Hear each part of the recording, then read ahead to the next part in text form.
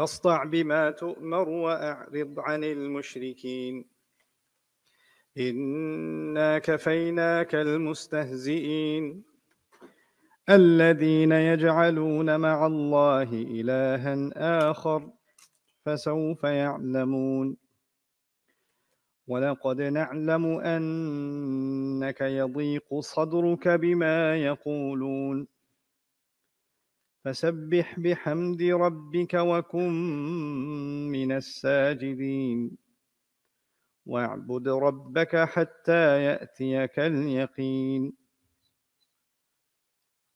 رب اشرح لي صدري ويسر لي أمري واحلل عقدة من لساني يفقهوا قولي فالحمد لله والصلاة والسلام على رسول الله وعلى آله وصحبه أجمعين أما بعد everyone السلام عليكم ورحمة الله تعالى وبركاته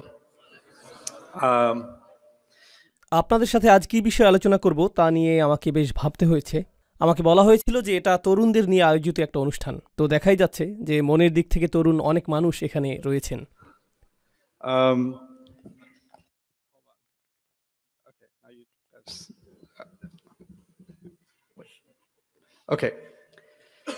তবে আমি আনন্দিত এই জন্য যে এখানে আমরা সকল বয়সের মানুষই রয়েছি।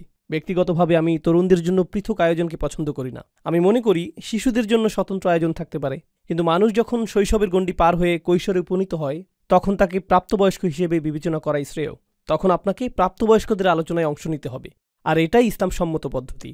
পশ্চিমা সমাজে একরকম ধারণা রয়েছে যে প্রথমে আপনি থাকেন শিশু, এরপর কিশোর, এরপর আপনি তরুণ যুবক, এরপর আপনি নির্বোধ কলেজ ছাত্র, আর এরপর আপনি এখনও নিজেকে বোঝার চেষ্টা করছেন।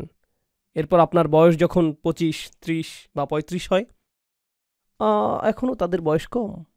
এই ধারণাটি যা করে তা হলো এটা যুবক এবং যুবতীদেরকে মানসিকভাবে নিজেদেরকে প্রাপ্তবয়স্ক ভাবতে বাধার সৃষ্টি করে, আর তারা নিজেদেরকে এরকম মনে করে যে আমি তো এখনও কিশোর, অথবা আমি এখনও ছোট। তারা নিজেদেরকে প্রাপ্তবয়স্ক হিসেবে মনে করে না।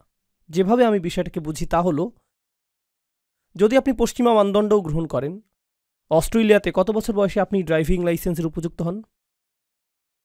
16 বছর। যদি আপনি 16 বছরে ড্রাইভিং লাইসেন্স পান আর এরপর লাল বাতি অমান্য করেন, লাল বাতি সত্ত্বেও যদি গাড়ি চালিয়ে গেলেন, লাল বাতি সত্ত্বেও আপনি গাড়ি চালিয়ে গেলেন, আইন কি তখন আপনাকে 4 বছরের শিশুর মতো বিবেচনা করবে? না, আপনি লাইসেন্সধারী। আপনারা মজার কোনো কথা বলছেন? আপনাদের শেষ হওয়া পর্যন্ত আমি অপেক্ষা করি। কথা শেষ? শিওর? ওকে, কুল। আপনাদের অনেকেরই কিন্তু মনোযোগ নষ্ট হচ্ছে। আমার মনোযোগ নষ্ট হয় না, আপনাদের মনোযোগ আসলেই নষ্ট হয়েছে। আমি আপনাদেরকে এদিকে তাকাতে দেখেছি।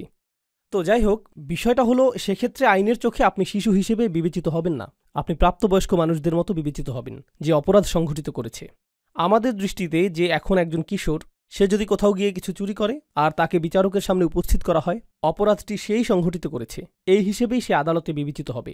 আর যেটা আরও বেশি গুরুত্বপূর্ণ তা হলো, যদি কোনো তরুণ মৃত্যুবরণ করে আর যখন সে আল্লাহর আদালতে উপস্থিত হবে, এটা এরকম না যে কিয়ামতের দিবসে তরুণ যুবকদের জন্য আলাদা বিচার বিভাগ থাকবে, যেখানে তারা প্রাপ্তবয়স্কদের তুলনায় ভিন্ন হিসেবে বিবেচিত হবে।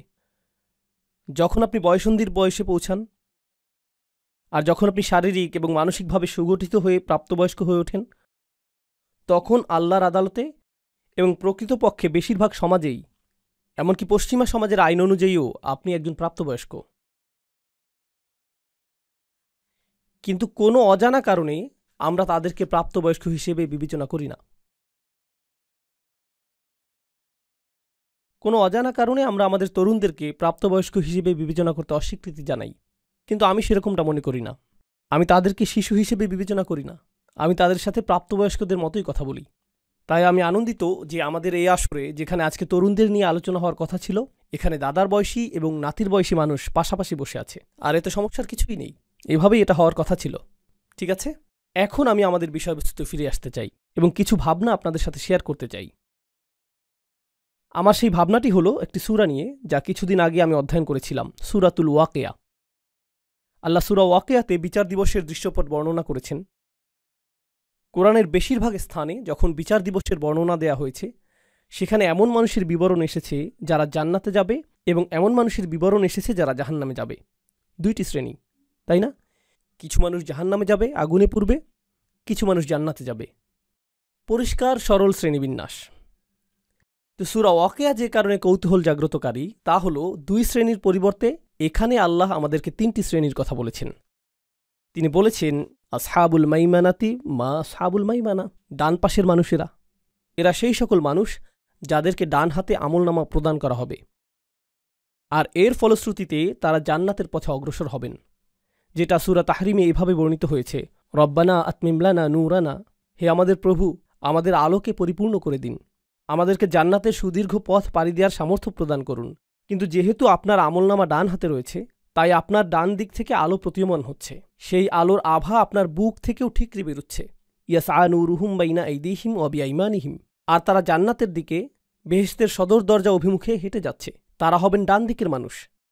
আর এরপর রয়েছে বাম দিকের মানুষ, আসহাবু শিমালি মা আসহাবু শিমাল, এরা হলো বাম দিকের মানুষ। এটুকু বোধগম্য। কিন্তু এছাড়াও আল্লাহ অস্বাভাবিকভাবে তৃতীয় একটি শ্রেণী যোগ করে বললেন ওয়াসাবিকুন আসসাবিকুন, প্রথম সারির মানুষেরা। প্রথম সারির মানুষেরা, প্রথম এবং প্রধান, ভিআইপি সেকশন। আমি চাই যে আপনারা বিষয়টা কল্পনা করুন। বিশাল সংখ্যক মানুষ রয়েছে ডান দিকে, বিশাল সংখ্যক মানুষ রয়েছে বাম দিকে, আর তারপর কিছু সংখ্যক মানুষ রয়েছে যারা একেবারে সামনে অবস্থান করছে। এখানে পেলাম ডান অংশ, বাম অংশ এবং সামনের অংশ। আর সামনের অংশকে আল্লাহর নিকটে আনা হয়েছে, উলাইকাল মুকাররাবুন, তারা আল্লাহর নৈকট্য লাভ করেছে, তাদেরকে অনুপম এই স্থান প্রদান করা হয়েছে, এমনকি বিচার দিবসেও। তো কোন বিষয়টি এই মানুষগুলোকে বিশেষ মানুষে পরিণত করল, আর কিভাবে তারা ডান দিকের মানুষদের থেকে আলাদা? অনেক মানুষ যারা এই আয়াতটির ব্যাখ্যা করেন তারা চিন্তা করেন মুহাজিরদের কথা, যারা রাসূল সাল্লাল্লাহু আলাইহি সাল্লামের মক্কায় অবস্থানকালে তার আহ্বানে সাড়া দিয়েছিলেন। প্রথম দিকের ইসলাম গ্রহণকারী ব্যক্তিগণ, যেমন আবু বকর সিদ্দিক রাদিয়াল্লাহু তাআলা আনহু, আলী রাদিয়াল্লাহু তাআলা আনহু, প্রথম দিকের মুসলিমগণ, তারাই প্রথম ইসলাম গ্রহণ করেছিলেন। আর আয়াতেও প্রথম সারির মানুষদের কথা বলছে। এর মাধ্যমে অবশ্যই প্রাথমিক যুগের মুসলিমদেরকেই বোঝাচ্ছে। একটু পরে আমরা এই বিষয়ে বিস্তারিত আলোচনা করব। এখানে আরেকটা বিষয় রয়েছে। এই মতামতটি সম্পূর্ণ সত্য না হওয়ার কারণ হল আল্লাহ সূরা তওবাতে একটি বিষয়ের উল্লেখ করেছেন, আস-সাবিকুনাল আউয়ালুন মিনাল মুহাজিরিনা ওয়াল আনসার। তিনি বলেছেন অন্য সকলের আগে যাদের অবস্থান তারা মুহাজিরদের অন্তর্ভুক্ত, যার অর্থ সেই মানুষেরা যারা মক্কায় ইসলাম গ্রহণ করেছেন। কিন্তু তিনি এখানে আনসারদের কথাও বলেছেন, যারা সাহায্যকারী হিসেবে মদিনাতে ছিলেন। আর মদিনার মানুষদের অবদান এসেছে বেশ পরে। তো এখন আমরা শিখলাম যে সাবিকুন শব্দটি এমন মানুষদেরকে বোঝাচ্ছে না যারা আগে ইসলাম গ্রহণ করেছেন, কারণ এটা সেই মানুষদের অন্তর্ভুক্ত করেছে যারা এসেছে আগে, এবং এটা সেই মানুষদেরও অন্তর্ভুক্ত করেছে যারা এসেছে পরে। তাহলে সাবিকুন বলতে আসলে কি বোঝায়, সেটাই আজকে আমরা কিছুটা বোঝার চেষ্টা করব। একটু আগে ইমাম সাহেব চমৎকারভাবে সূরা হিজরের শেষের কিছু আয়াত পাঠ করেছেন। আমরা সাবিকুনের এই ধারণাটিকে সূরা হিজরের শেষের অংশের সাথে সম্পর্কযুক্ত করব। সূরা ওয়াকিয়ার ছোট একটি অংশ এবং সূরা হিজরের কয়েকটি অংশ। তাহলেই আজকে আমার কাজ শেষ। এরপর আমি কিছু খেতে যেতে পারবো। ওকে, তো এখন আমি আপনাদের সাথে যা শেয়ার করব তা হলো একটি উদাহরণ। গত বছর আমার বেশ কয়েকটি মুসলিম দেশে এবং অমুসলিম দেশের বেশ কয়েকটি মুসলিম সম্প্রদায়ে ভ্রমণ করার সুযোগ হয়েছে। আর আমি সেখানে কিছু বিষয় লক্ষ্য করেছি। এটা আপনার পরিবার এবং সমাজের জন্য সত্য হতে পারে, আবার নাও হতে পারে। ব্যাপক সংখ্যক মুসলিম পরিবারে যা ঘটে যাচ্ছে তা হলো আমরা আমাদের পুত্রদেরকে লালন পালন করছি নির্দিষ্ট কিছু প্রত্যাশা নিয়ে, আমরা আমাদের কন্যাদেরকে লালন পালন করছি নির্দিষ্ট কিছু প্রত্যাশা নিয়ে। তো আমি আপনাদের একটি উদাহরণ দিচ্ছি। পাকিস্তানে আমি যা লক্ষ্য করেছি সে বিষয়ে। আমি পাকিস্তানি বংশোদ্ভূত, তাই কিছু সময়ের জন্য সেখানে বেড়াতে গিয়েছিলাম। আমরা আমাদের কন্যাদেরকে মেডিকেল কলেজে ভর্তি করার জন্য জোর দিয়ে থাকি। তো পাকিস্তানে অনেক অনেক মেয়ে, লাখ লাখ মেয়ে ডাক্তার হয়ে বের হয়। কিন্তু এটা এজন্য না যে তারা আসলেই ডাক্তার হবে। যখন তারা ডাক্তারি ডিগ্রি লাভ করে, এটা তাদেরকে বেশ যোগ্য বিয়ের পাত্রী হিসেবে তৈরি করে। তো পাকিস্তানে লাখ লাখ তরুণ নারী ডাক্তার হয় এজন্য না যে তাদের মা বাবা তাদেরকে ডাক্তারি করাতে চায়, অথবা হাসপাতালে কাজ করাতে চায়, অথবা গ্রামে প্রসূতিদের সন্তান জন্মদানে চিকিৎসা সহায়তা প্রদান করাতে চায়। যেহেতু গ্রামে চিকিৎসা সেবা অপ্রতুল, কারণটা তা নয়। মূল কারণ হলো মেয়েটির জন্য ভালো প্রস্তাব আসবে, কারণ সে একজন ডাক্তার, তাই না? কেন আপনি ডাক্তার হতে চান? কারণ আমার মা বাবা চান যে আমি ডাক্তার হই, আর আমার বড় বোন ডাক্তার হয়েছে এবং তার জন্য ভালো প্রস্তাব এসেছিল, এজন্যই আমি এটা করছি। ইনশাআল্লাহ আমিও আমার বড় বোনের মতো সফলতা পাব। এই মেয়েরা তাদের বড় বোনদের দেখে নিজেদেরকে তুলনা করছে এবং বলছে যে এটাই সফলতার মানদণ্ড, এটাই আমি অর্জন করতে চাই। আমি যদি এটা অর্জন করতে পারি তাহলে জীবনে কিছু একটা অর্জন করা হবে। তরুণ যুবকদেরকে উৎসাহিত করা হয় ইঞ্জিনিয়ার, ডাক্তার অথবা এই ধরনের কিছু হওয়ার জন্য, কারণ তাহলে তারা ভালো চাকরি পাবে। আর যখন তারা ভালো চাকরি পাবে তারা সম্মানিত হবে। মানুষ বলবে, মাশাআল্লাহ, আমার ছেলে একজন ডাক্তার, একজন ইঞ্জিনিয়ার, আমার ছেলে এটা, আমার ছেলে সেটা। তো এটা একটা অহংকারের বিষয়ে পরিণত হয়। আর এই তরুণ যুবককে আপনি যদি জিজ্ঞেস করেন যে কেন আপনি ডাক্তার হতে চান, সে ডাক্তার হতে চায় কারণ তার পরিবারের সকলেই ডাক্তার। তার পিতা একজন ডাক্তার, অথবা তার চাচারা ডাক্তার, তার বড় ভাই ডাক্তার। ওহ মাই গড, সে ডাক্তার হয়ে গিয়েছে। এখন আমি যদি ডাক্তার না হই তাহলে তো আমি একজন হতভাগ্য। আমি কি বোঝাতে চাচ্ছি? মূল বিষয়টি বুঝিয়ে বলছি। আপনার জীবনের গতিপথ নির্ধারণের জন্য গোটা অনুপ্রেরণাটি আসছে অন্য কোনো স্থান থেকে।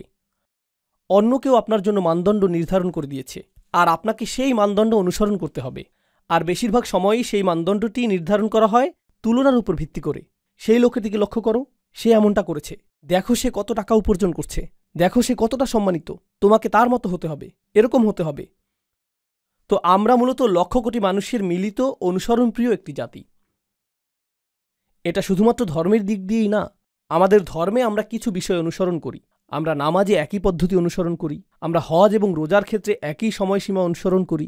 শুধুমাত্র ধর্মের ক্ষেত্রেই না, বরং আমাদের ক্যারিয়ারে, আমাদের চিন্তা পদ্ধতিতে, জীবনের অগ্রাধিকার নির্ধারণে, জীবনের অগ্রাধিকারগুলো আগে থেকে ঠিক করে দেয়া হয়েছে।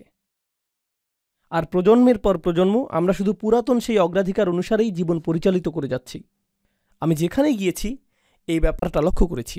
এখন আমি এটাকে তুলনা করতে চাই এমন কিছুর সাথে যা আমি মার্কিন যুক্তরাষ্ট্রে দেখেছি, এবং পৃথিবীর অন্য আরও কিছু সমৃদ্ধ দেশেও আমি এটা লক্ষ্য করেছি।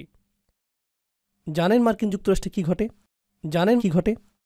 সেখানে মার্ক জাকারবার্গের মতো মানুষ রয়েছে, আর সেখানে ইলন মাস্কের মতো মানুষ রয়েছে। আমি কিন্তু এই মানুষগুলোকে পছন্দ করি না, কিন্তু আমি তাদের কিছু বিষয়ে বলছি। তারা অদ্ভুত, কারণ তারা কোনো মানদণ্ড অনুসরণ করে না। এটা শুধু আদর্শ হিসেবে উপস্থাপিত এই মানুষগুলোই না যারা বিশালাকার কোম্পানি প্রতিষ্ঠা করেছে, বরং এমন অনেক মানুষ রয়েছে যারা কোনো মানদণ্ড অনুসরণ করেনি এবং তারা নতুন কিছু শুরু করেছে। আর যখন তারা নতুন কিছু শুরু করেছে, চারপাশে সকলেই বলেছে, বাহ, এটা তো চমৎকার। তো আপনি যদি বাংলাদেশে, পাকিস্তান অথবা জর্ডানে থাকেন আর আপনি নতুন কিছু শুরু করতে চান, তখন আপনার পরিবারের সকলে কি বলবে? তুমি পাগল হয়ে গেছো, কেউ এমনটা করে না, তুমি এত নির্বোধ কেন? তোমার চাচাতো ভাইয়ের মতো হতে পারো না? তোমার ভাইয়ের মতো হতে পারো না? তোমার বোনের দিকে দেখো, অমুকের দিকে দেখো, অনুসরণ করো, অনুসরণ করো, অনুসরণ করো। নতুন কিছু কেন করছো? নতুন কিছু করলে ব্যর্থ হবে। অদ্ভুত। আপনি যদি এমন কিছু করেন যা অন্য কেউ করছে না, তাহলে আপনি নির্বোধ। আপনাকে তখন ইমামের কাছে নিয়ে যেতে হবে, যাতে তিনি রুকিয়া করে সুস্থ করতে পারেন। তিনি কোনো দোয়া পাঠ করে তারপর আপনার এই সমস্যা ভালো করার চেষ্টা করবে, তাই না? কিন্তু এর সাথে সাবিকুনের কি সম্পর্ক? রাসূলুল্লাহ সাল্লাল্লাহু আলাইহি সাল্লাম মক্কায় নবুয়ত পেলেন, আর তখন সেই লোকগুলোর একটা ধর্ম ছিল, তাদের একটা সংস্কৃতি ছিল, তাদের বিয়ে করার একটা পদ্ধতি ছিল, তাদের সন্তান লালন পালন করার একটা পদ্ধতি ছিল। তাদের সেই পদ্ধতি চলে আসছিল হাজার হাজার বছর ধরে। আর রাসূল সাল্লাল্লাহু আলাইহি সাল্লাম ইব্রাহিম আলাইহিস সালামের ধর্মকে পুনরুজ্জীবিত করলেন এবং সব কিছু দেখার জন্য তাদেরকে নতুন দৃষ্টিভঙ্গি প্রদান করলেন। তারা এই সকল মূর্তি কাবা ঘরের চারপাশে দেখে বেড়ে উঠেছে, আর তাদের বাবারাও এভাবে বেড়ে উঠেছে। এটাই ছিল তাদের জীবনের স্বাভাবিক অংশ। তাদের কাছে এগুলো জাতীয় স্মৃতিস্তম্ভ। এরপর কোরআন আসলো, রাসূল সাল্লাল্লাহু আলাইহি সাল্লাম আসলেন এবং তিনি সম্পূর্ণ নতুন কথা বললেন, এগুলো সব মিথ্যে, তোমাদের এই সবগুলো মূর্তি মিথ্যা। আর ব্যবসা বাণিজ্যে যা কিছু তোমরা করে থাকো, যেভাবে তোমরা কন্যা সন্তানদেরকে জীবন্ত মাটিতে পুঁতে ফেলো, আর অন্য যে কাজগুলো তোমরা করো, এগুলো সবই ভুল। তারা বলল, না না না, যা ইতিমধ্যেই চলে এসেছে আমরা তার অনুসরণ করি, আমরা অনুসরণ করতে পছন্দ করি। মানুষ নতুন কিছু শুরু করতে চায় না, এটা বাতুলতা। রাসূলুল্লাহ সাল্লাল্লাহু আলাইহি সাল্লামের বিরুদ্ধে একটি প্রধান অভিযোগ ছিল তিনি বাতুল, উম্মাদ। আমি উম্মাদ শব্দটির ক্লিনিক্যাল সংজ্ঞা খোঁজার চেষ্টা করেছিলাম, যদিও বিভিন্ন রকমের অসংখ্য সংজ্ঞা রয়েছে, কিন্তু এমনকি উন্মাদনার চেয়েও নিচের সংজ্ঞাটি কি? অস্বাভাবিক আচরণের সংজ্ঞা কি? অস্বাভাবিক আচরণ হলো, ধরুন একটা মহাসড়ক রয়েছে আর সকলের গাড়িগুলো এই দিকে যাচ্ছে, কিন্তু আপনার গাড়িটি বিপরীত দিকে যাচ্ছে, তাহলে আপনি হলেন উন্মাদ, আপনি অস্বাভাবিক আচরণের অধিকারী। তো এই সংজ্ঞা অনুযায়ী সকলেই শিরক অনুসরণ করছে, সকলেই নির্দিষ্ট রীতি অনুযায়ী তাদের পরিবারে বসবাস করছে, সকলেই এটা করছে, একমাত্র যিনি এর বিপরীত দাঁড়িয়েছিলেন তিনি হলেন রাসূলুল্লাহ সাল্লাল্লাহু আলাইহি সাল্লাম। তো স্পষ্টতই তারা এটা দেখে বলল যে এটা যদি স্বাভাবিক হতো অন্য মানুষেরাও এটা করত, তাই এটা উন্মাদনা। তো আল্লাহ তাকে তার সমাজের প্রথম ব্যক্তি হিসেবে বাছাই করলেন এরকম কিছু কথা বলার জন্য, এই বাণী প্রচার করার জন্য, এই বাণী প্রচার করার জন্য। এক হিসেবে তিনি ছিলেন সাবিক, তিনিই ছিলেন প্রথম। সমাজকে চ্যালেঞ্জ করার ক্ষেত্রে তিনিই ছিলেন প্রথম। হেই, চলে আসো ইয়াংম্যান, আসো, সমস্যা নেই। কোথায় যেতে চাচ্ছ? এখানে? কুল, হাই ফাইভ। ওইখানে কার দিকে হাত নাড়ছিলে? কোনো বন্ধুর উদ্দেশ্যে? ও, ক্যামেরার দিকে? ভিডিওতে তোমাকে দেখা যাবে সেজন্য এখানে এসেছ? এখন আমি তোমার উদ্দেশ্যে হাত নাড়ছি, এখন খুশি তো? ওকে, আমি কি ইসলাম নিয়ে কিছু একটা বলছিলাম? ও, সাবিকুন, ঠিক আছে। তো আমি চাই যে আপনারা কল্পনা শক্তিকে কিছুটা কাজে লাগান। আমি চাই আপনি কল্পনা করুন যে আপনি রসুল সাল্লাল্লাহু আলাইহি সাল্লামের সময়ে বসবাস করছেন, আর আপনি মক্কার সাধারণ একটি পরিবারে বসবাস করছেন। আপনি একই ধর্ম পালন করেন, আপনি সেই একই চর্চা করেন, তাদের সব কিছুই পালন করেন। হঠাৎ আপনি শুনলেন যে এই ব্যক্তিটি নবী হওয়ার দাবি করছে, আর তার বার্তাটি হল সকল মূর্তি পূজা ত্যাগ করো, ব্যবসায়ে অসদুপায় অবলম্বন করো না, এতিমদের সাথে ভালো আচরণ করো। আপনি এতিমদের সাথে এক ধরনের আচরণ করে অভ্যস্ত। উদাহরণস্বরূপ, অনেক মুসলিম দেশে এরকমটা ঘটে। আমরা বলি যে আমাদের উম্মার মাঝে ভ্রাতৃত্ব রয়েছে, কিন্তু যখন আপনি কোনো মুসলিম দেশে যান আপনি দেখতে পাবেন যে সেখানে সামাজিক শ্রেণী বৈষম্য রয়েছে। নির্দিষ্ট শ্রেণীর মানুষ হয়তো কোনো রেস্তোরাঁয় বসে আছে, অন্য আরেক শ্রেণীর মানুষ রয়েছে যাদের সন্তানেরা খালি পায়ে বাইরে ঘুরেঘুরি করছে, তাই না? কখনো কখনো তাদের সন্তানেরা আপনার জন্য খাবার পরিবেশন করছে। আপনি আপনার বাচ্চার সাথে কথা বলেন এভাবে, হেই, তুমি কি একটু খাবার খাবে? একটু খাবার খাও।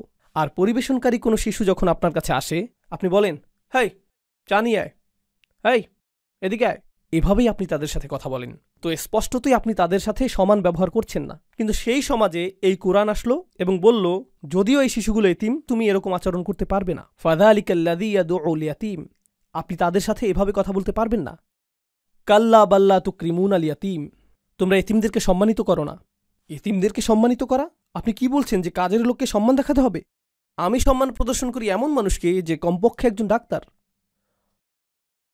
কমপক্ষে তো তার একটা ডিগ্রি আছে, যাতে সম্মান দেখাতে পারি। জানেন উম্মার আরেকটা বিষয় আমি লক্ষ্য করেছি, অনেক সময় যখন আপনি নতুন কোনো স্থানে যান, মানুষ নিজের ব্যাপারে প্রথম কোন কথাটি বলে? সে কি অর্জন করেছে। আসসালামু আলাইকুম, আমার নাম আব্দুল করিম, আমি একজন ডাক্তার, আমি এই হাসপাতাল প্রধান, এবং এটা যোগ্যতার সম্পূর্ণ একটি তালিকা। আমি আপনাকে চিনি না, কিন্তু আপনি আমার কাছে আসলেন আর বললেন, আসসালামু আলাইকুম রহমতুল্লাহ, আমার নাম এটা, আমি এই মসজিদটি প্রতিষ্ঠা করেছি। ওহ, কুল। আমি চাই যে আপনি বিষয়টি জানেন। আমরা এরকম কেন বলি? কারণ কেন আপনি আমাকে সম্মান করবেন যদি না জানেন যে আমি কি অর্জন করেছি? আমাকে সম্মান করার আপনার কোনো কারণ নেই। কোরআন কি বলে? কোরআন বলছে যে এতিমদেরকে আপনার সম্মান করতে হবে। আল্লাহ বলেছেন যে প্রতিটি আদম সন্তানই সম্মানিত। আমি তাদের যোগ্যতা সম্পর্কে জানি না। আমি জানি না কোন পরিবার থেকে তারা এসেছে। আমি জানি না তাদের পেছনের ইতিহাস কি। তারা কি পোশাক পরেছে তাতে কিছু যায় আসে না। আমি তাদের গায়ের রং অথবা ভাষা, আঞ্চলিকতার পরোয়া করি না। তারা কোন গ্রাম থেকে এসেছে এগুলো কোনোটাই গুরুত্বপূর্ণ না। প্রতিটি আদম সন্তানই সম্মানিত, এটাই কোরআনে এসেছে। আপনি কিন্তু এখনও আপনার কল্পনা ব্যবহার করছেন। আপনি জাহিলি মক্কাতে রয়েছেন আর বলছেন এটা অদ্ভুত, সকলেই এখন সমান। ওকে, গৃহহীন এই পথশিশুটি আমার সামনে,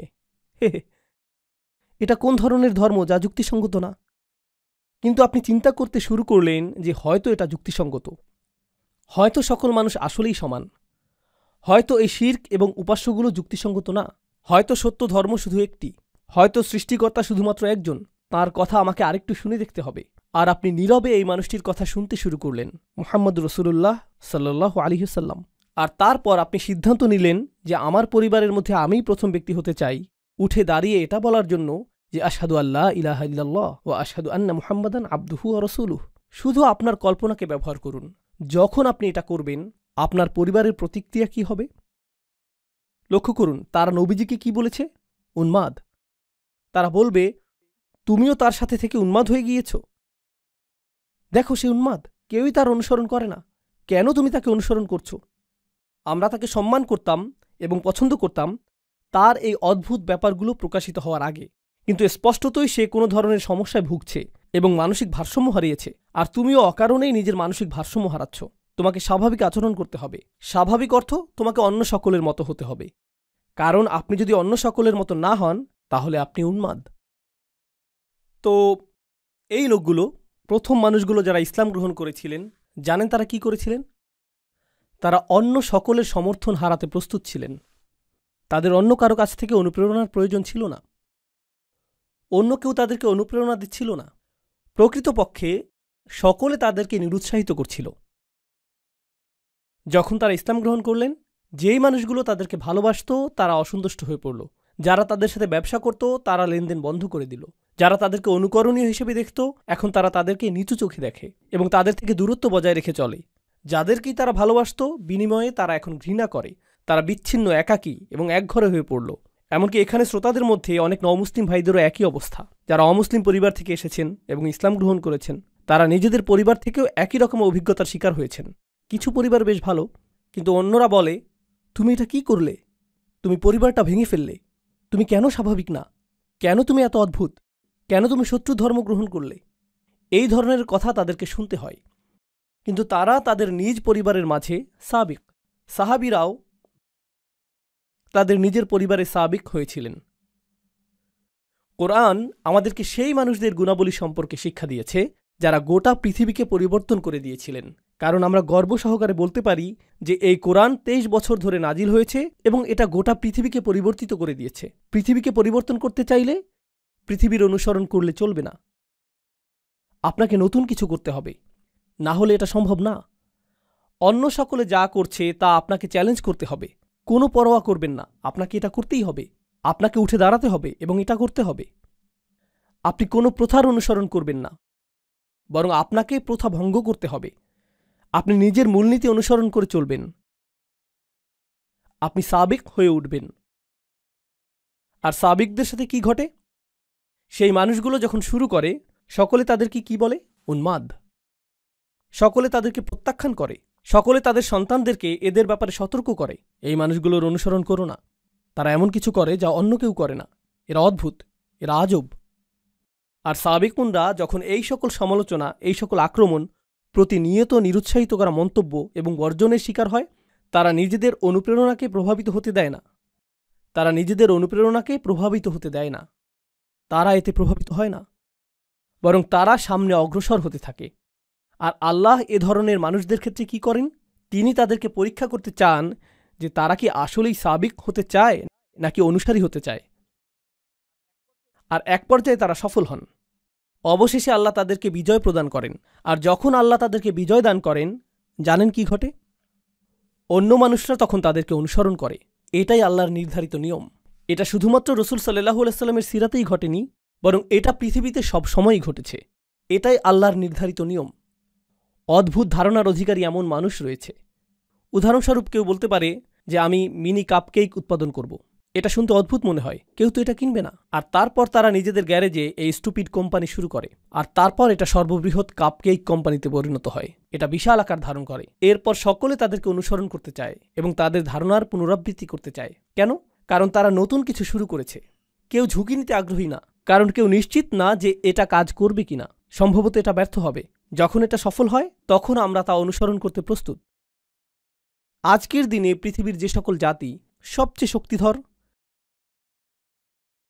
যে সকল জাতি অর্থনৈতিক দিক থেকে সবচেয়ে শক্তিশালী, সাংস্কৃতিকভাবে শক্তিশালী, কৌশলগতভাবে শক্তিশালী, সামরিকভাবে শক্তিশালী, তাদের সকলের মধ্যে অভিন্ন একটা জিনিস আপনি পাবেন। তারা উদ্ভাবনকারী জাতি। তারা গবেষণা এবং উন্নয়নের জাতি। তারা প্রচুর নতুন জিনিস আবিষ্কার করে।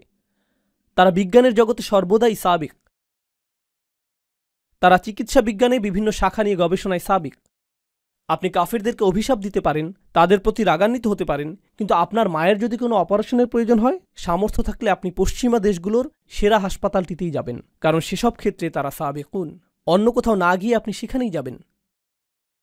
আপনি তাদেরকে ঘৃণা করেন, তাদের বিরুদ্ধে এটা সেটা বলেন, কিন্তু তাদের বানানো মোবাইলটাই আপনি কিনেন। কোনো মুসলিম দেশে প্রস্তুত মোবাইল না। যেমন আমরা যদি মুসলিম ফোন নাম দিয়ে কোনো মোবাইল বানাই, মানুষ এটা তেমন কিনবে না। যখন গাড়ি কেনার প্রয়োজন হয়, আপনি আব্দুল করিমের একক উদ্যোগে নির্মিত গাড়ি কিনেন না। কেন নয়? কারণ সেই লোকগুলো গাড়ি প্রস্তুতে সাবেকুন হয়ে গিয়েছে, তারা মাইক্রোচিপ প্রযুক্তিতে সাবেক হয়ে গিয়েছে, তারা চিকিৎসা বিজ্ঞানের গবেষণায় সাবেক হয়ে গিয়েছে, তাই না? আর যখন তারা সাবেক হয়ে গেল, গোটা পৃথিবী তাদের উপর নির্ভর করতে শুরু করলো। কিন্তু মূল বিষয় হলো, কোন জিনিসটা তাদেরকে এত শক্তিশালী করেছে? এটা কি তাদের প্রাকৃতিক সম্পদ? এটা কি জ্বালানি তেল? এটা কি প্রাকৃতিক গ্যাস, খনিজ সম্পদ? এটা কি প্লুটোনিয়াম? না, এটা চিন্তা শক্তি। বিশ্বের পরাশক্তিগুলো তাদের সমাজে এমন সংস্কৃতি সৃষ্টি করেছে যেখানে তারা বলে, আমরা চাই তুমি পর্যবেক্ষণ চালাও, আমরা চাই যে তুমি নতুন নতুন বিষয়ে চেষ্টা করো, যদি তুমি অকৃতকার্য হও আবারও চেষ্টা করতে থাকো যতক্ষণ পর্যন্ত সফল না হও, আর আমরা এজন্য তোমাকে অর্থায়ন করব। এটাকেই তারা বলে রিসার্চ অ্যান্ড ডেভেলপমেন্ট। এটাই তারা করে।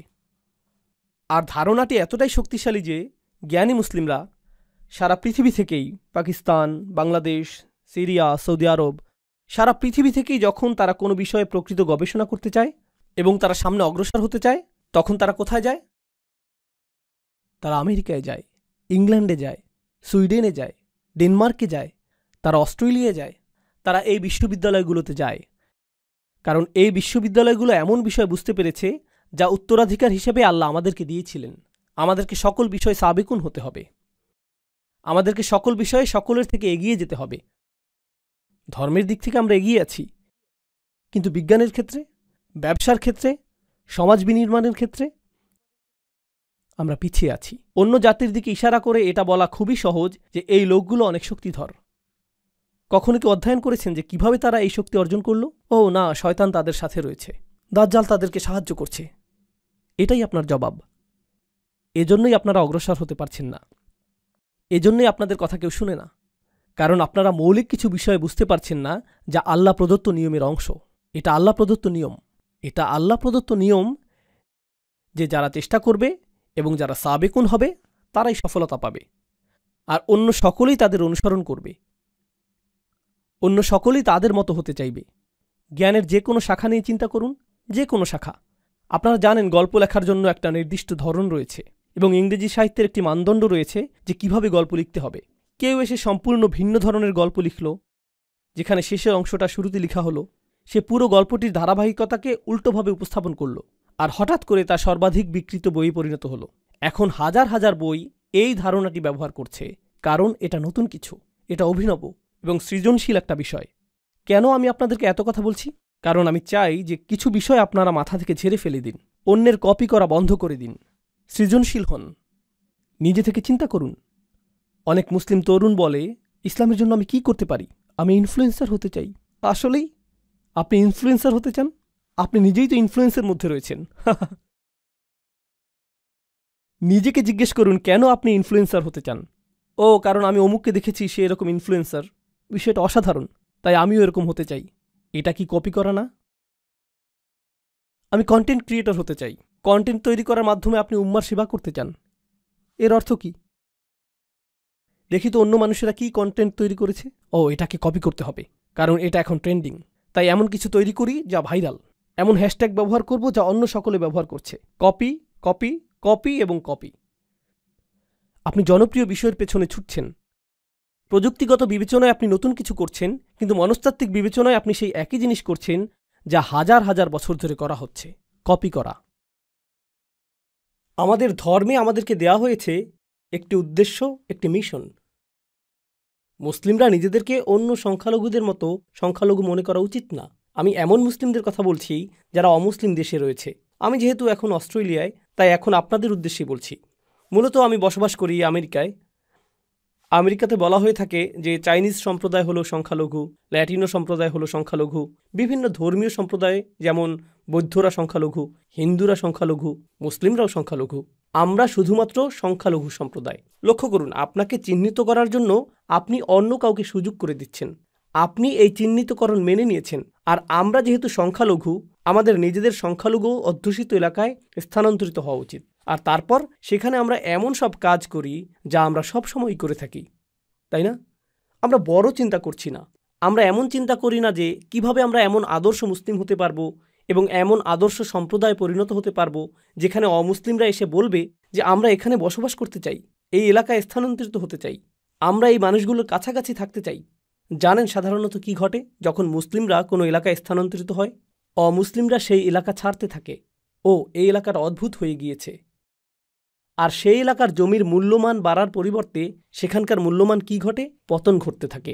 অন্য সংখ্যালঘু সম্প্রদায়ের ক্ষেত্রে যখন তারা কোনো এলাকায় স্থানান্তরিত হয় তখন কি ঘটে? সেই এলাকার মূল্যমান বৃদ্ধি পায়, কারণ তারা সৃজনশীল আর নতুন কিছু করে, তারা নতুন জিনিস তৈরি করে, তারা একে অপরের সাথে সহযোগিতা করে, যেটা আমার পরবর্তী আলোচ্য বিষয়। শক্তিশালী এবং সৃজনশীল একটি মুসলিম সম্প্রদায় গঠনের ক্ষেত্রে আমাদের করণীয় কি? প্রথমত, পারিবারিক পরিসরে যদি আপনার ছেলে অথবা মেয়ে সৃজনশীল কিছু করতে চায়, তারা স্বতন্ত্র কিছু করতে চায়, কেবলমাত্র প্রভাব সৃষ্টিকারী মানুষ না হয়ে তারা যদি কিছু আবিষ্কার করতে চায়, তারা উম্মার জন্য এমন সেবা প্রদান করতে চায় যেমনটা আগে করা হয়নি, তাহলে তা করতে দিন। আমি আপনাদের একটা ঘটনা বলবো যা আসলেই আমাকে প্রভাবিত করেছে। পাকিস্তানে এক তরুণের সাথে আমার সাক্ষাৎ হয়েছিল, তার নাম উল্লেখ করব না। সাক্ষাতের সময় সে বিশ্ববিদ্যালয়ে পড়ছিল, আর বিশ্ববিদ্যালয়ে থাকাকালীন সে পাকিস্তানে তার গ্রামে গিয়েছিল।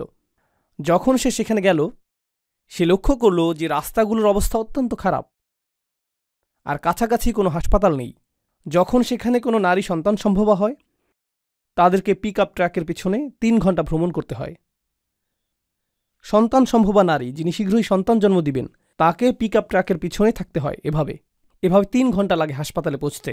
আর এই সকল নারীর বেশিরভাগেরই সন্তান মারা যায়। আর এটাই গ্রামীণ জীবনের বাস্তবতা। তারা নিজেরা সন্তান জন্মদানের চেষ্টা করে, যদি জটিলতা তৈরি হয় তখন তাদেরকে ডাক্তারের কাছে নিতে হয় এবং পথিমধ্যে অনেকেই মৃত্যুবরণ করে। আর সে এটা কাছ থেকে দেখল। তো সে যা করার সিদ্ধান্ত নিল তা হলো সে একটা সমাধান তৈরি করার চেষ্টা করল। সে পুরাতন কিছু ট্রাক কিনল, কিছু গবেষণাপ্রেমী ছাত্র এবং ডাক্তারদের সহায়তায় সে বহনযোগ্য মোবাইল স্বাস্থ্যকেন্দ্র তৈরি করল, যার মধ্যে শিশু জন্মদানের জন্য বিশেষজ্ঞ চিকিৎসা ব্যবস্থা রয়েছে। আর সে শিক্ষা কার্যক্রম চালু করল যেখানে গ্রামীণ নারীদেরকে শেখানো হয় কিভাবে সন্তান জন্মদানে সহায়তা করতে হবে যদি পরিবহনের কোনো ব্যবস্থা নাও থাকে। তো গ্রামের 20-30 জন নারী এখন জানেন যে কিভাবে সন্তান জন্মদানে সহায়তা করতে হয়। আর যখন এটা সফল হলো, গোটা পাকিস্তানের 2, 3, 4, 5, 10, 15, 20, 100 গ্রামে এটা ছড়িয়ে পড়ল। আর হাজার হাজার শিশুদের জীবন রক্ষা হয়েছিল এই ছাত্রের প্রচেষ্টার মাধ্যমে। এই ছাত্রের সাথে আমার কথা হয়েছিল, আর আমি তাকে জিজ্ঞেস করেছিলাম, এই কাজে তোমার সবচেয়ে বড় চ্যালেঞ্জ কোনটা? জানেন সে কি বলেছিল? আমার মা বাবা মনে করেন আমি সময় নষ্ট করছি। আমার মা বাবা আমাকে এই কাজে নিরুৎসাহিত করেছেন। তারা মনে করেন আমি আমার ক্যারিয়ার নষ্ট করছি। আর এর মাধ্যমে আমি বুঝতে পেরেছিলাম যে এটা একমাত্র তার ক্ষেত্রেই ঘটছে না। এই উম্মার মাঝে আমাদের কিছু প্রতিভাবান ছেলেমেয়ে রয়েছে যারা একটা সমস্যাকে দেখে এবং তাদের সৃজনশীল চিন্তা, আকাঙ্ক্ষা এবং অভিপ্রায় দ্বারা সমস্যাটিকে সমাধানের চেষ্টা করে। তাদের সেই যোগ্যতা রয়েছে। জানেন কে তাদের পথে প্রায় বাধা হয়ে দাঁড়ায়? শুধুমাত্র তাদের বাবা মাই না, বরং গোটা সংস্কৃতিই বলে, না না না না, তুমি এটা করো না, তুমি অন্য সকলকে কপি করো, সাবেক হওয়ার প্রয়োজন নেই, নতুন কিছু করো, অভিনব কিছু করবে না, নতুন কোনো সমাধান খুঁজবে না, নতুন কোনো সমাধান খুঁজবে না, এটা যেরকম আছে সেরকমই থাকবে, এভাবেই থাকতে দাও। কারণ আমরা বরং জিনিসগুলো যেভাবে আছে সেভাবেই রেখে দিব, আর তারপর গভীর রাতে একত্রিত হয়ে চা পার্টি করব আর আলোচনা করব যে সরকার কতটা দুর্নীতিগ্রস্ত, কেন কেন কিছু পরিবর্তিত হবে না এবং কেন পরিস্থিতি এতটা খারাপ। এটাই আমাদের পদ্ধতি। বেড়ে ওঠো, পেটে মেদ জমাও, চায়ের দোকানে গিয়ে বসো আর উম্মার সমস্যাগুলো সেখানে আলোচনা করো। কারণ আমরা এভাবেই করে এসেছি, তোমাকেও এভাবেই করতে হবে, নতুন কিছু করবে না। এমনকি আপনাদের এই মুসলিম সম্প্রদায়ের দিকে লক্ষ্য করুন। মাশা আল্লাহ, আল্লাহ এই মুসলিম সম্প্রদায়কে রক্ষা করুন। এই সম্প্রদায়ে কিছু ব্যবসা রয়েছে, কিছু প্রতিষ্ঠান রয়েছে যারা আসলেই কঠোর পরিশ্রম করছে। আর এখানে দাতব্য কিছু প্রতিষ্ঠান রয়েছে যারা হলো এই মুসলিম সম্প্রদায়ের মেরুদণ্ড। আপনারা সকলে এগুলোতে দান করেন, কিন্তু কিছু পরিবার এবং ব্যবসা প্রতিষ্ঠান এগুলো প্রতিষ্ঠা করেছিলেন যারা অভিনব কিছু করেছেন। তারা কিন্তু ধনী হওয়ার জন্য এটা করেননি, বরং দান করার জন্য এমনটা করেছেন। আর যখন তারা এমনটা করলেন, আপনি আমি এটা থেকে এত এত সুবিধা পাচ্ছি। আমরা যে মসজিদে এখন বসে আছি, হয়তো এটা তাদের কঠোর পরিশ্রম এবং অভিনব চিন্তার ফসল। তারা এটা করেছেন। আর আমরা চিন্তা করি, না না না, আরে ভাই, আপনি মানুষকে দুনিয়ার পিছনে ছুটতে বলছেন। এই ধর্মটির মূল বিষয় হলো আখিরাত, কেন আপনি দুনিয়া নিয়ে কথা বলছেন? এর জবাব আমি দিচ্ছি। প্রথম বিষয় আমি বলবো, আপনার একটু কোরআন পাঠ করা উচিত। আর দ্বিতীয় বিষয় বলবো, আপনার রাসূলুল্লাহ সাল্লাল্লাহু আলাইহি সাল্লামের সিরাতও একটু পাঠ করা উচিত। জানেন রাসূল সাল্লাল্লাহু আলাইহি সাল্লামের সিরাতের সবচেয়ে গুরুত্বপূর্ণ ঘটনাগুলোর একটি হলো হিজরত। রাসূল সাল্লাল্লাহু আলাইহি সাল্লাম হিজরত করেছিলেন। হিজরত কিভাবে ঘটেছিল বলে আপনি মনে করেন? এর অর্থায়ন কে করেছিল? কে সহায়তা করেছিল? বাহনের জন্য কে খরচ করেছিল? কে নিশ্চিত করেছিল যে রাস্তাটি হবে নিরাপদ এবং গোপন? এর জন্য কি অর্থের প্রয়োজন না? যখন রাসূল সাল্লাল্লাহু আলাইহি সাল্লাম সর্বপ্রথম তার দাওয়াতি কাজ শুরু করলেন, কে এর সহায়তা করেছিল? এমনকি কিভাবে তার দৈনিক আহারের ব্যবস্থা হতো, সেটা কোথা থেকে আসত? সেটা কি সরাসরি আকাশ থেকে নেমে আসত? খাদিজা রাদিয়াল্লাহু তাআলা আনহা সহায়তা, আবু তালিবের সহায়তা, আবু বকর সিদ্দিকের সহায়তা, এগুলো কি অর্থনৈতিক এবং ব্যবসায়িক সহায়তা না? আর ব্যবসায় সফল হতে হলে আপনাকে কি সৃজনশীল হতে হবে না? আমরা লাখ লাখ মুসলিম তরুণকে একটা চাকরি পাওয়ার শিক্ষা দিই, যাতে তারা সৃজনশীল মানুষদের জন্য কাজ করতে পারে। নিজে সৃজনশীল হওয়ার প্রয়োজন নেই। নিজে সৃজনশীল হওয়ার প্রয়োজন নেই। ডাক্তার হও, অ্যাকাউন্টেন্ট হও, ইঞ্জিনিয়ার হও, ইঞ্জিনিয়ারিং প্রতিষ্ঠানের জন্য কাজ করো, তাদেরকে অর্থশালী করো, তাদের ব্যবসাকে বড় করো। আল্লাহ আমাদের নিজেদের ক্ষমতায়নের কথা বলেছেন, মৈত্রী সম্পর্ক তৈরির কথা বলেছেন। মৈত্রী সম্পর্ক অর্থনীতি এবং ব্যবসা বাণিজ্যের মাধ্যমেও সৃষ্টি হয়।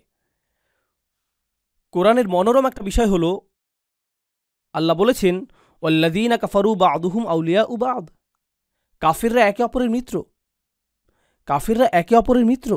আর ওয়াল মুমিনুনা ওয়াল মুমিনাত বা'দুহুম আউলিয়াউ বা'দ। মুমিন পুরুষ এবং নারীরা একে অপরের মিত্র। কিন্তু তিনি এই আয়াতটির শেষে বলেছেন, ইল্লাম তাফআলু তাকুন ফিতনাতুন ফিল আরদ। তোমরা যদি এটা না করো তাহলে পৃথিবীতে ফিতনা সৃষ্টি হবে। যদি তোমরা মিত্র না হও, যদি তোমরা পরস্পর সহযোগিতা না করো, যদি তোমরা বৃহত্তর প্রতিষ্ঠান এবং সমন্বিত বিনিয়োগ সৃষ্টি না করো, তাহলে পৃথিবীতে বড় ধরনের ফিতনা সৃষ্টি হবে। আমাদেরকে এখন মসজিদ নির্মাণের বাইরেও আরও চিন্তা করতে হবে। আমাদেরকে দাতব্য প্রতিষ্ঠান নির্মাণের বাইরেও আরও চিন্তা করতে হবে। আমাদেরকে শক্তিশালী ব্যবসা প্রতিষ্ঠা করতে হবে, সর্বোত্তম বিশ্ববিদ্যালয়, সেরা সব প্রতিষ্ঠান। আমাদেরকে অনেক অনেক অনেক বড় চিন্তা শুরু করতে হবে এবং পরস্পরের মাঝে মৈত্রী নিয়ে নতুন করে চিন্তা করতে হবে। কিন্তু এটা করার জন্য আমাদের নিজেদের মাঝে তুলনা করা বন্ধ করতে হবে এবং একে অপরকে ধ্বংস করা বন্ধ করতে হবে। সংক্ষেপে আরও কিছু কথা বলবো এবং এরপর সূরা হিজরের শেষের দিকের আয়াতে যাব, যেরকম কথা আপনাদেরকে দিয়েছিলাম। সফল সমাজ ব্যবস্থার একটা বিষয় আমি লক্ষ্য করেছি, যা রাসূল সাল্লাল্লাহু আলাইহি সাল্লামের সিরাতে উপস্থিত ছিল, আর তা হলো ঈমানদারগণ একে অপরকে সহায়তা করা। যখন কেউ ব্যর্থ হয়েছে, তারা তাকে অনুপ্রেরণা দিয়েছিলেন। আর জানেন এখন আমাদের মাঝে কি ঘটে? যখন কেউ সফল হয়, আমরা তার সমালোচনা করি এবং সমালোচনা করা নিশ্চিত করি, যতক্ষণ পর্যন্ত না সে ব্যর্থ হয়।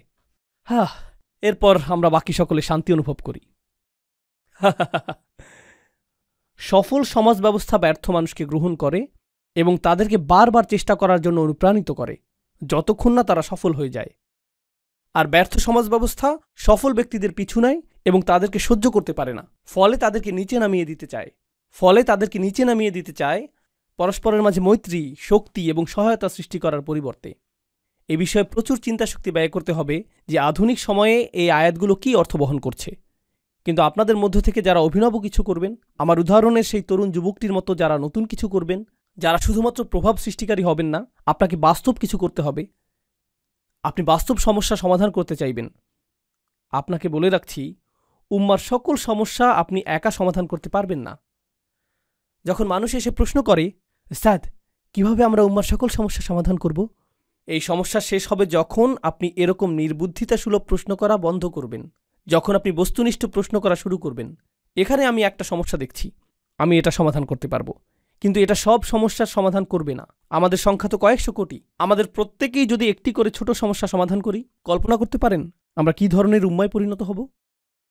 যদি আমাদের কিছু অংশ চিকিৎসা সমস্যা সমাধান করি, আর আমাদের কিছু অংশ সামাজিক সমস্যা সমাধান করি, আর আমাদের কিছু অংশ শিক্ষা সমস্যা সমাধান করি, আমাদের কিছু অংশ রাজনৈতিক সমস্যা সমাধান করি, দেখতে পাচ্ছেন কিভাবে এটা একত্রে জমা হচ্ছে? সকল সাহাবী কি একই কাজ করেছেন, নাকি তাদের প্রত্যেকেই ভিন্ন ভিন্ন সম্ভাবনাকে কাজে লাগিয়েছেন? তাদের প্রত্যেকেই অবদান রেখেছেন এবং সাহাবীকে পরিণত হয়েছেন তাদের নিজস্ব পরিসরে, তাদের নিজস্ব প্রতিভায়। তারা সকলেই একরকম ছিলেন না। তাদের প্রতি রাসূল সাল্লাল্লাহু আলাইহি সাল্লামের প্রত্যাশাও একরকম ছিল না। তো এটা আপনার মাথায় গেঁথে দেওয়ার জন্য সৌভাগ্যবশত এই আয়াতটি একটু আগে আমরা নামাজে শুনেছি। এখানে রাসূল সাল্লাল্লাহু আলাইহি সাল্লামকে একটি নির্দেশ দেওয়া হয়েছে, আর যখন তাকে কোনো নির্দেশ দেওয়া হয়, আমরা এটাকে সুন্নাহ হিসেবে গ্রহণ করি। তাকে বলা হয়েছে আর তার মাধ্যমে আমাদেরকেও বলা হয়েছে। তিনি বলছেন, ফাসদা বিমা তুমারু ওয়া আ'রিদ আনিল মুশরিকিন। এই আয়াতটি আমার অনেক প্রিয়। আল্লাহ বলেছেন, খেয়াল করুন, সংকল্পবদ্ধ হন এবং সামনে এগিয়ে যান যা করতে আপনাকে নির্দেশ দেওয়া হয়েছে, এবং মুশরিকদেরকে উপেক্ষা করুন। যারা পেছনে কথা বলে তাদেরকে উপেক্ষা করুন, সমালোচকদেরকে উপেক্ষা করুন, তাদের উপেক্ষা করুন যারা মনে করে যে আপনি শক্তিহীন, তাদের উপেক্ষা করুন যারা মনে করে যে আপনি তাদের জন্য হুমকি। উপেক্ষা করুন, উপেক্ষা করুন, উপেক্ষা করুন। আপনার একটি মিশন রয়েছে, আপনার মিশনের প্রতি মনোযোগী হন। আপনি এই কাজে নিয়োজিত। আরিদ আনিল মুশরিকিন, তাদের উপেক্ষা করুন, তাদেরকে আপনার পথে আসতে দিবেন না। আরবিতে সদ্য শব্দটি খুবই কৌতূহল উদ্দীপক। এটাতে কি বোঝায়? এটা দিয়ে বোঝায় ফাটল, কোনো পাথর অথবা মাটির রাস্তায় সৃষ্ট ফাটল। যদি আপনি একটি পাথরের মাঝে ফাটল সৃষ্টি করেন, সদা আতাহু, তো এটা এরকম যেন আল্লাহ রসুল সাল্লাল্লাহু আলাইহি সাল্লামকে বলছেন, আপনার সামনে বিশাল একটা প্রতিবন্ধকতা রয়েছে, এর মাঝে ফাটল সৃষ্টি করুন এবং মনোযোগ হারাবেন না। প্রতিবন্ধকতা রয়েছে, এটাকে ভেঙে ফেলুন, মনোযোগ ধরে রাখুন, বিভ্রান্ত হবেন না, মুশরিকদেরকে বিভ্রান্ত করার সুযোগ দিবেন না। ফাসদা বিমা তুমারু ওয়া আরিদ আনিল মুশরিকিন, আপনি যদি মনোযোগ সুসংহত রাখতে পারেন, অসাধারণ অনেক কাজ আপনি সম্পূর্ণ করতে পারবেন। কিন্তু জানেন আমাদের ক্ষেত্রে কি ঘটে? জানো তারা কি বলেছে? জানো তারা কি করেছে? তাদের বক্তব্য কি? সর্বদা আপনি এই বিষয়ে মনোযোগী, আর যখন আপনি তাদের কথার দিকে মনোযোগ দেন, তখন আপনার যেই কাজ করা উচিত তার প্রতি মনোযোগ দিতে পারেন না। আপনার মনোযোগ হারিয়ে যায়। আপনার তো স্বতন্ত্র মিশন রয়েছে, আপনার তো স্বতন্ত্র দায়িত্ব রয়েছে। ওয়া আরিদ আনিল মুশরিকিন, তারপর আল্লাহ রসুল সাল্লাল্লাহু আলাইহি সাল্লামকে বললেন, ইন্না কাফাইনাকাল মুস্তাহজিইন, আমি আপনার জন্য যথেষ্ট তাদের বিরুদ্ধে যারা আপনাকে বিদ্রুপ করে। সেই লোকগুলো যারা সমালোচনা করে, উপহাস করে, বিদ্রুপ করে এবং তুচ্ছতাচ্ছিল্য করে, তাদের ব্যবস্থা আমি করব। চিন্তা করবেন না। যখনই কেউ সাবিক হয়, যখনই কেউ অভিনব কিছু করে, সে উপহাসের শিকার হয়। কি করছো তুমি? কেউ এমনটা করে না, এটা নির্বুদ্ধিতা সুলভ, তুমি একটা নির্বোধ। এরকমটাই হয়ে থাকে। আর আমি আপনাদের বলতে পারি, আল্লাহ যেহেতু রসুল সাল্লাল্লাহু আলাইহি সাল্লামকে এই কথাগুলো বলেছেন, এগুলো চিরকালের জন্য প্রযোজ্য হয়ে গিয়েছে। যখন আপনি ভালো কিছু করতে যাবেন আর তা আগে করা হয়নি কিন্তু তা করতে হবে, সেক্ষেত্রে মানুষ আপনাকে উপহাস করবে। তুমি কি মনে করেছো এতে কাজ হবে? তুমি কি মনে করেছো এটা গুরুত্বপূর্ণ? তুমি কি মনে করেছো এটা পৃথিবী পরিবর্তন করে দিবে? হ্যাঁ, নিজের দিকে একবার তাকাও। এটাই আপনাকে সবসময় শুনতে হবে। আল্লাহ এর জবাব দিচ্ছেন এবং বলছেন, ইন্না কাফাইনাকাল মুস্তাহজিইন, আমি তোমার জন্য যথেষ্ট তাদের বিরুদ্ধে যারা উপহাস করে। এটাই যথেষ্ট। আর তারপর আল্লাযীনা ইয়াজআলুনা মা'আল্লাহি ইলাহান আখার ফাসাউফা ইয়ালামুন ওয়া লাকাদ না'লামু আন্নাকা ইয়াদীকু সাদরুকা বিমা ইয়াকুলুন। আল্লাহ বলছেন, আমি এটাও জানি যে তারা যা বলে তাতে আপনার হৃদয়ে অস্বস্তি তৈরি হয়। এর আগে আল্লাহ তাকে বলেছেন যে এগুলো উপেক্ষা করার জন্য, কিন্তু তিনি তো মানুষ। তিনি এমন কথা শুনবেন যা তাকে প্রভাবিত করবে। আপনি এমন কথা শুনবেন যা আপনাকে প্রভাবিত করবে। এটা আপনাকে নিরুৎসাহিত করবে। এটা আপনার মাঝে নেতিবাচক শক্তি হিসেবে কাজ করবে। আপনারা জানেন এখনকার সময়ে মানুষ এভাবে কথা বলে, তোমার মধ্যে নেতিবাচক শক্তি রয়েছে, তাই আমি দূরত্ব রক্ষা করছি। তোমার মাঝে অনেক বেশি টক্সিসিটি রয়েছে। রসুল সাল্লাল্লাহু আলাইহি সাল্লামকে এটা বলা হয়নি যে তারা যদি আপনার অবস্থাকে বিষিয়ে তোলে তাহলে মক্কা থেকে দূরে চলে যান, কারণ আপনার আরোগ্য লাভ প্রয়োজন। তাকে তো এটা বলা হয়নি। আপনাকে বিষাক্ত মানুষগুলো থেকে দূরে চলে যেতে হবে, তাকে তো এটা বলা হয়নি। আপনি কি মনে করেন যে মক্কায় রাসূল সাল্লাল্লাহু আলাইহি সাল্লামকে নেতিবাচক কথা মাঝে মাঝে শুনতে হতো, নাকি সেটা ছিল প্রতিদিন? আপনার কি মনে হয়? প্রতিদিন। আপনি কি মনে করেন যে তাকে এটা একজন ব্যক্তি থেকে শুনতে হতো, নাকি অনেক মানুষের কাছ থেকে শুনতে হতো? কিছু মানুষ ছিল অপরিচিত, কিছু মানুষ ছিল প্রতিবেশী, কিছু মানুষ ছিল আত্মীয়, কিছু মানুষ ছিল যারা আগে বন্ধু ছিল। তিনি এটা শুনেছেন প্রত্যেক দিক থেকে, প্রতিদিন, সব সময়। তিনি সমালোচনার বাণে জর্জরিত হতেন, নোংরা আক্রমণের শিকার হতেন, সর্বদা, সব সময়। আর এখন আল্লাহ তাকে প্রস্তুত করছেন, আর তাকে প্রস্তুত করার মাধ্যমে তিনি অনাদিকাল পর্যন্ত আগত সকল ঈমানদারকে প্রস্তুত করছেন। আমি তাদের ব্যবস্থা করব। আমি জানি এটা যন্ত্রণাদায়ক, আমি জানি আপনার হৃদয় সংকুচিত হয়ে যায়, জানি এটা দুশ্চিন্তা সৃষ্টিকারী। আর তারপর তিনি তাকে সমাধান প্রদান করলেন, ফাসাব্বিহ বিহামদি রব্বিক, শুধু ঘোষণা করুন আপনার প্রভু কতটা উৎকর্ষময়। আল্লাহর উৎকর্ষতা ঘোষণা করতে থাকুন। আল্লাহর সাথে আপনার সম্পর্কটি গুরুত্বপূর্ণ। প্রসঙ্গক্রমে এখানে ফাসাব্বিহ বিহামদি রব্বিক ওয়াকুম মিনাস সাজিদিন আয়াতটি দিয়ে ইঙ্গিত করা হচ্ছে যে প্রশংসা করার মাধ্যমে আল্লাহ যে উৎকর্ষময় তা প্রকাশ পাবে। আমি একটু পরে এটা বুঝিয়ে বলছি। সিজদাকারীদের অন্তর্ভুক্ত হও। তাসবিহ এবং সিজদার কথা এসেছে। নামাজ শুরু হয় তাসবির মাধ্যমে এবং নামাজের শেষ অংশগুলোর একটি হল সিজদা। রসুল সাল্লাল্লাহু আলাইহি সাল্লামকে বলা হলো যে আপনি যখন এই সকল নেতিবাচক কথা শুনতে পান তখন আমি চাই যে আপনি কিছুটা দূরে চলে আসুন এবং নামাজে আল্লাহর সাথে কথোপকথনে মেতে উঠুন। ফলশ্রুতিতে এই সকল নেতিবাচক প্রভাব দূর হয়ে যাবে। এজন্যই আমি আপনাকে নামাজ প্রদান করেছি, যাতে তারা এই সমালোচনার মাঝেও প্রশান্ত থাকতে পারে। নামাজ হলো স্বয়ং আল্লাহ প্রদত্ত থেরাপি। এটাই রসুল সাল্লাল্লাহু আলাইহি সাল্লামকে দেয়া হয়েছিল। এটাই নামাজের ভূমিকা হওয়া উচিত। আর আমরা বড় কিছু করতে চাই এজন্য না যে আমাদের নাম সামনে আসবে, বরং আমরা বড় কিছু করতে চাই কারণ আল্লাহ আমাদেরকে সক্ষমতা প্রদান করেছেন। আর এভাবেই আমরা আল্লাহর তাসবিহ করে থাকি। আমরা এটা করছি আল্লাহর দ্বীনের খেদমত করার জন্য। আমার আশা এই মানসিকতাটাই আপনারা নিজেদের মনে লালন করবেন। সার্বক্ষণিক দুইটি জিনিস আপনাদের করতে হবে। এক, আপনার সামনে একটি মিশন রয়েছে, সেদিকে আপনাকে মনোযোগী হতে হবে। আরেকটি হলো আল্লাহর ইবাদত, আপনাকে সেদিকেও মনোযোগী হতে হবে। ভিতরগত একটা লক্ষ্য রয়েছে, বহির্গত একটা লক্ষ্য রয়েছে। আপনি এই দুইটির মাঝে বিচরণ করছেন। জানেন কি ঘটে? কিছু মানুষ শুধুমাত্র ব্যবসা বাণিজ্য, প্রবৃদ্ধি, ক্ষমতায়ন এবং রাজনীতির প্রতি মনোযোগী হয়ে পড়ে। এগুলো সবই বহির্গত বিষয়। এখানে কিসের প্রতি মনোযোগের অভাব? ইবাদত। আর অন্য মানুষেরা বলে, না, এই লোকগুলো মনে করেছে তারা পরিবর্তন আনবে, তাদেরকে শুধু দোয়া করতে হবে, জিকির এবং ইস্তেগফার করতে হবে, নামাজ পড়তে হবে। তাদের সকল গুরুত্ব ইবাদতের প্রতি, বাকি কাজ আল্লাহ করবেন, আল্লাহ আমাদেরকে সাহায্য করবেন। কোরআন আপনাকে কি শিক্ষা দিচ্ছে? তোমার মিশনের প্রতি মনোযোগ দাও, আর প্রতিদিন যখন তোমার মধ্যে দুর্বলতা এসে পড়ে আল্লাহর কাছে ফিরে এসো, ইবাদত করো। এই দুইটি জিনিস একে অপরের জ্বালানি। এই দুইটি জিনিস একটি অপরটির জন্য প্রয়োজনীয়। ইবাদত আপনাকে খেদমত করার শক্তি যোগায়, আর খেদমত করতে গিয়ে আপনি হয়তো আপনার লক্ষ্য হারিয়ে ফেলতে পারেন, উদ্দেশ্য হারিয়ে ফেলতে পারেন। উদাহরণস্বরূপ, আপনি হয়তো আল্লাহর সন্তুষ্টির উদ্দেশ্যে মসজিদ নির্মাণ করেছেন, কিন্তু এরপর পলিটিক্স চলে আসলো, অহংকার চলে আসলো, নেতৃত্বের বিষয় চলে আসলো, সবার চোখে পড়ার আকাঙ্ক্ষা চলে আসলো, মাইক হাতে পাওয়ার আকাঙ্ক্ষা চলে আসলো। এই আকাঙ্ক্ষাগুলো চলে আসে। এক্ষেত্রে ইবাদত কি করে? এটা এই সকল দূষণকে পরিশোধন করে দিবে। প্রকৃত ইবাদত এটাই। আল্লাহ কোরআনে এই দুইটি জিনিসের মাঝে ভারসাম্য প্রদান করেছেন। তো ফাসাব্বিহ বিহামদি রব্বিক, এই আয়াতাংশটি নিয়ে শেষের কিছু কথা বলে আজকের মতো আলোচনার ইতি টানবো ইনশাআল্লাহ তাআলা। তাসবিহ এবং হামদ দুইটি জিনিস, তাই না? দুইটি ভিন্ন জিনিস। কিভাবে আমরা তাসবিহ করি? সুবহানাল্লাহ বলে। কিভাবে আমরা হামদ পড়ি? আলহামদুলিল্লাহ বলে। আপনার জন্য বিষয়টাকে সহজ করে দিই। সাব্বিহ বিহামদি রব্বিক, সরল ভাষায় এর অর্থ আপনাদের বুঝিয়ে বলছি। তাসবিহ অর্থ আল্লাহ সম্পর্কে আপনার কোনো নেতিবাচক চিন্তা অথবা মন্তব্য থাকবে না। এটাই তাসবির অর্থ। আল্লাহ সম্পর্কে আপনি যাই বলেন তা পারফেক্ট হতে হবে। আপনি কখনোই কোনোভাবেই তার সম্পর্কে এমন কিছু ভাববেন না যা পারফেকশনের চেয়ে কম। তার রহমা হলো পারফেক্ট, তার ভালোবাসা হলো পারফেক্ট, তার পরিকল্পনা হলো পারফেক্ট। যে পরিস্থিতির মাঝে তিনি আপনাকে রেখেছেন এর বিচক্ষণতাও পারফেক্ট। উম্মার সংকটময় অবস্থায় আল্লাহর যে পরিকল্পনা, সেই পরিকল্পনাও পারফেক্ট। এটাই তাসবিহ। তো এমনকি যখন নবীজি কাফেরদের করা উপহাস শুনছেন, তারা তো ভয়ঙ্কর রকম খারাপ কাজ করছে, কিন্তু রসুল সাল্লাল্লাহু আলাইহি সাল্লামের এই অবস্থার মধ্য দিয়ে অতিক্রম করাটাও আল্লাহর পরিকল্পনার অংশ। আর আল্লাহর পরিকল্পনা সর্বদাই কি? পারফেক্ট। নিজেকে এটা স্মরণ করিয়ে দিতে থাকুন যে এমনকি যখন আপনি ভয়ানক সব অভিজ্ঞতার মধ্য দিয়ে সময় অতিক্রম করেন, এটাও পারফেক্ট। এটাও পারফেক্ট একটি পরিকল্পনার অংশ। আপনি সম্পূর্ণ চিত্রটি দেখতে পাচ্ছেন না, শুধুমাত্র আল্লাহই তা দেখছেন।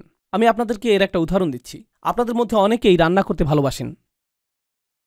আপনি যখন রান্না করেন তখন কেউ একজন পাশে দাঁড়িয়ে দেখছে, তুমি এতগুলো লবণ দিয়েছ,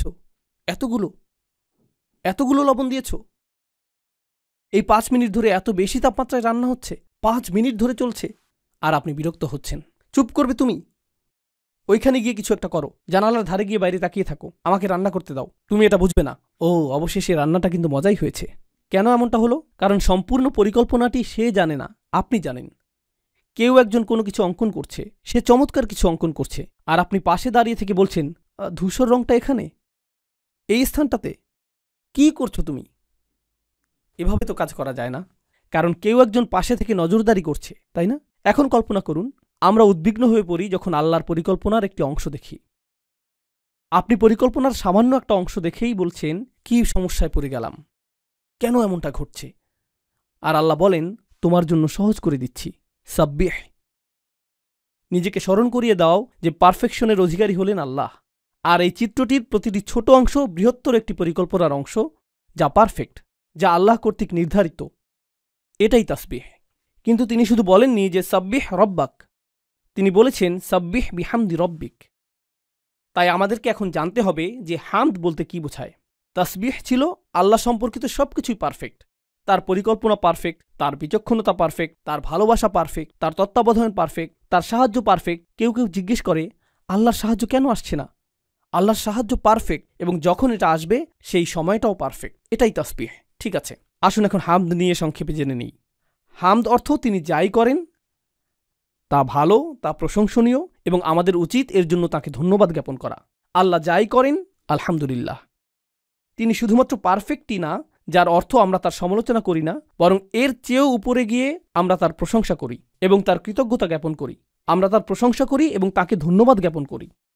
তো এভাবে আল্লাহ আমাদের মুসলিমদের গোটা মনস্তত্ত্বই উল্টে দিলেন। ওয়ালা তাহসাবান্নাল্লাযীনা কুতিলু ফী সাবিলিল্লাহি আমওয়াতান বাল আহইয়াউন ইনদা রাব্বিহিম ইয়ারযাকুন ফারিহিনা বিমা আতাহুমুল্লাহু মিন ফাদলিহি ওয়াস্তাবশিরুনা বিল্লাযীনা লাম ইয়ালহাকু বিহিম মিন খালফিহিম আল্লা খাউফুন আলাইহিম ওয়ালা হুম ইয়াহজানুন। আল্লাহ বলেছেন, যারা আল্লাহর পথে মৃত্যুবরণ করেছে কখনোই মনে করো না যে তারা মৃত, বরং তারা জীবিত। তারা আল্লাহর পক্ষ থেকে রিজিক প্রাপ্ত, আর তারা হবে প্রফুল্ল। আমরাই কান্না করে থাকি, তাদের অবস্থা কি? প্রফুল্ল। আপনি যদি এই বিষয়টা উপলব্ধি করেন, তখন আপনি যদি নিজের সামনে ভয়ঙ্করতম মৃত্যুও দেখেন, আপনি বলবেন এই মানুষগুলো হলেন আমাদের শহীদ। আর আমরা এজন্য আল্লাহর প্রশংসা করি, তিনি তাদেরকে নিয়ে গিয়েছেন। ওয়ায়াত্তাখিযু মিনকুম শুহাদা, তিনি আমাদের মধ্য থেকে কিছু মানুষকে নিয়ে যাবেন যাদের সাথে তিনি আগেই সাক্ষাৎ করতে চান, তিনি আগেই তাদেরকে নিজের সঙ্গ প্রদান করতে চান। এটাও প্রশংসার কারণে পরিণত হয়।